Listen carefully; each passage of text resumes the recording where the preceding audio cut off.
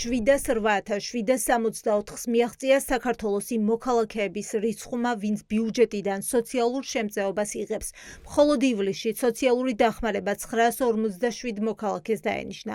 ანუ ქართული ოცნება თავად აღიარებს, რომ მოსახლეობის 18% ამ დახმარების გარეშე შიმშილის ზღვარზე აღმოჩნდებოდა. შესაბამისად ჩნდება კითხვა, თუ როგორც კობახიძე ამბობს, ეკონომიკა იზრდება და დოვლათი იქმნება, რატომ არ აისახება ის მოქალაქეების ცხოვრებაზე. ეს ზრდა, რა თქმა უნდა, გამოყენებული იქნება ეხლა არჩევნებზე.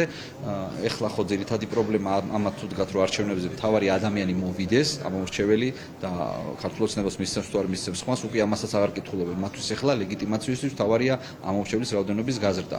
ამიტომ ეს პირდაპირ კავშირშია იმ კონკრეტულ ადამიანებთან, რომლებიც დაასაქმეს ბიუჯეტის ხარჯზე, ხოლო ის, რომ სოციალური შემწეობის ციფრი გაზრდილი არის, ესე ძალიან მარტივად ახსნადია, გაიზარდა იმიტომ, რომ მეტმა ადამიანმა დაკარგა სამუშაო. გაჭირვებული ადამიანების რაოდენობას ყველაზე კარგად ეს ცხრილი ასახავს. ირკვევა, რომ თბილისში 41,625 ოჯახი ელოდება ყოველთვიურ შემწეობას.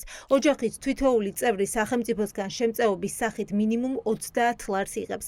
თბილისის შემდეგ ყველაზე მეტი ოჯახი სახელმწიფოსგან დახმარებას ელოდება ქვემო ქართლში 27,006 ოჯახი, ანუ 106,930 მოქალაქე. იმერეთში ეს რაოდენობა 21,686 ოჯახში ადგენს, კახეთში კი 16,000 აჭარბებს. შეუთავსებლობა თუ შეესაბამება მართლაც არსებობს, მაგრამ ამას მარტივი ახსნა აქვს.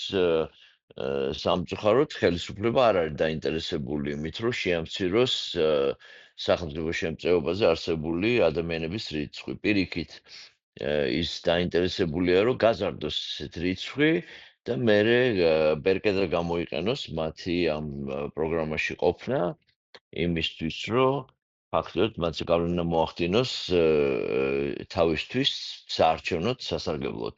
შემწეობის მიმღებთა რიცხვი ყოველი არჩევნების წინ იზრდება. ეს ეკონომისტებისთვის და პოლიტიკოსებისთვის აჩენს განცდას, რომ სახეზეა ხალხის ფულით გაჭირვებული ადამიანების მოსყიდვის მცდელობა, ანუ მართველი ძალა დახმარებას ხმების სანაცვლოდ ნიშნავს. თავარი პრობლემა მაინც ის არის, რომ ეს ეკონომიკური ზრდა ხალხზე არ აისახება, ანუ კარგად არ ნაწილდება.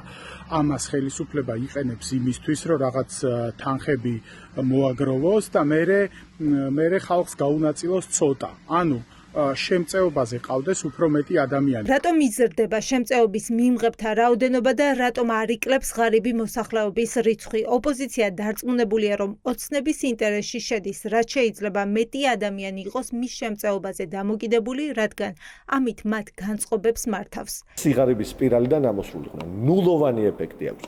ამის მაგივრად ეფექტი რაც აქვს ამ დასაქმების პროგრამას და რაც აქვს ჩვენ თელ სოციალურ სისტემას, ეს არის საზოგადოების დაშინება და საზოგადოების ყველაზე მოწყვლადი ნაწილის მარწუხებში მოქცევა იმისთვის, რომ ეს პოლიტიკური კონტროლის და შანტაჟის მექანიზმი იყოს ხელისუფლების ხელში. და ივანიშვილის რეჟიმი არის ასეთი ეკონომიკურ პირამიდაზე აგებული, როდესაც ხალხი არის აბსოლუტურად გაღატაკებულ მდგომარეობაში, ეს მილიარდები, რომელთაც კორუფციით იშოვეს, არის გადანაწილებული კონკრეტულ ადამიანებზე, დანარჩენი ადამიანები არიან მხოლოდ გაღარიბებულები. ამ ადამიანების სამართავად არის საარსებო შემწეობები და ურიგებენ პოლიტიკური ლოიალობის მოსახვეჭად.